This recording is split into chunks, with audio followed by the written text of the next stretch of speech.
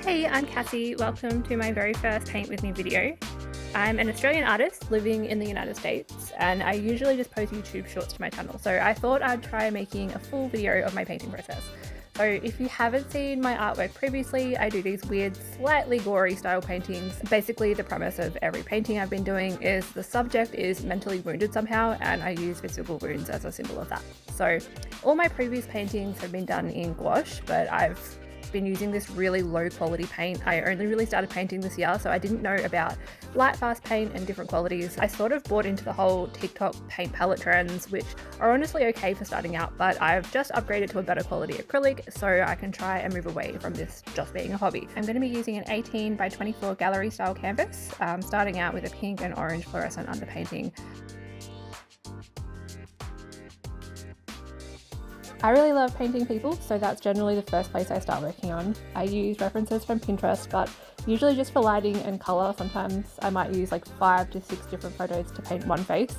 And if I'm doing something more surreal, then it's pretty much impossible to find an exact reference, so I have to rely more on just like the ideas in my head.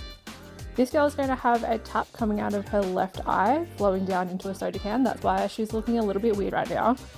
But yeah, I could use references to the face and the tap, but putting those two together is sort of more just like trial and error.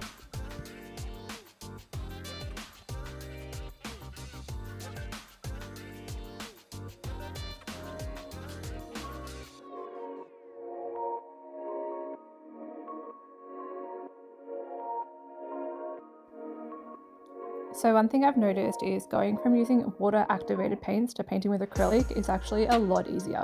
When you paint with gouache or watercolor, you don't really have a lot of room to get things right because you're limited to how much layering you can do. I think as a beginner, it was actually really good to practice, so I'm glad I started out that way, but being able to make as many changes as I want is definitely nice.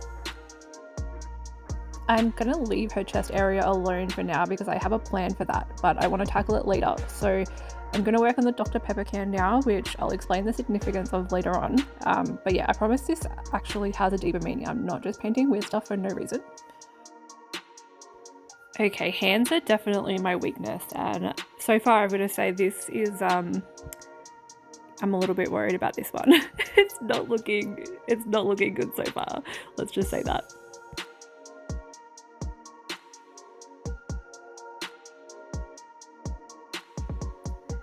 I'm using opposing colours, in this case red and green, just to make everything look more like poppy and vibrant. That's also why I chose to do pink underneath, because I can use it to make the green stand out more in certain areas. This is like pretty basic colour theory, which I'm definitely no expert in, but I'm just trying to learn more as I go along. And yeah, I found the best way to do that is just trying out different techniques every time I start a new painting, basically.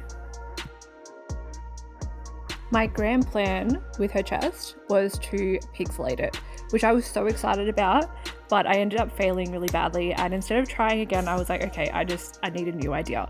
I could have just given her clothes, but I'm painting wounded souls, and being naked is just way more raw and vulnerable, and at least in this case, it's just more fitting. So it was actually my husband's idea, but I ended up going with a tap handle, and now she's just a full-on walking Dr. Pepper machine, which I love.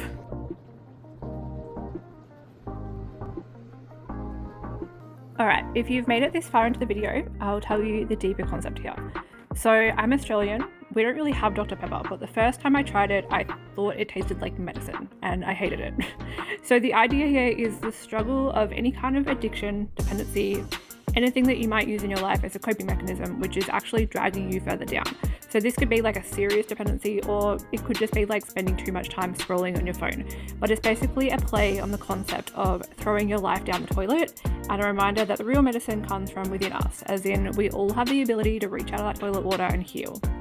So that's just the thought behind me painting this. I don't expect everyone to look at this and come to that conclusion.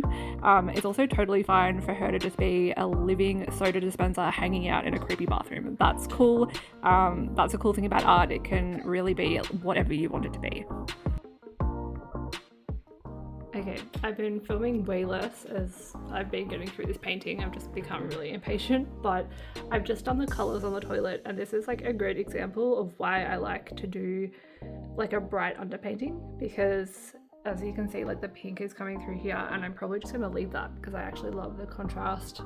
It just makes like the green pop out so much more, which is the reflection from the light there.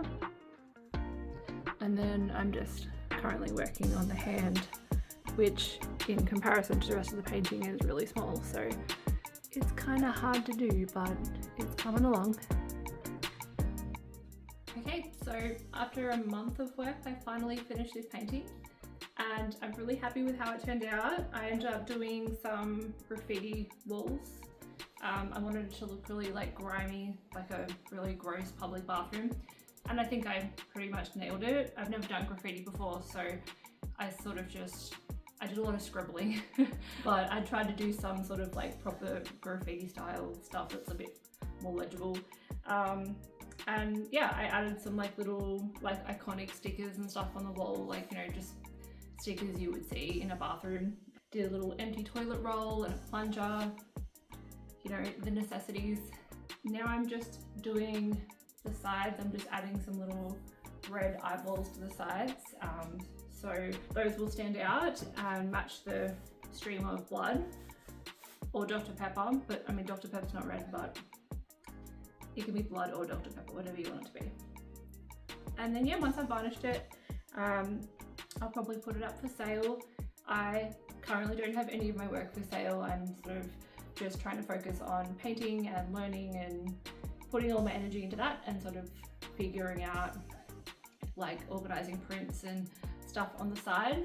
But yeah, if you do like my style of art, then I will have stuff for sale soon. And yeah, thank you for watching. If you did like this video and you made it this far, please subscribe and maybe say hey in the comments below, give it a like, all that stuff. And yeah, thank you.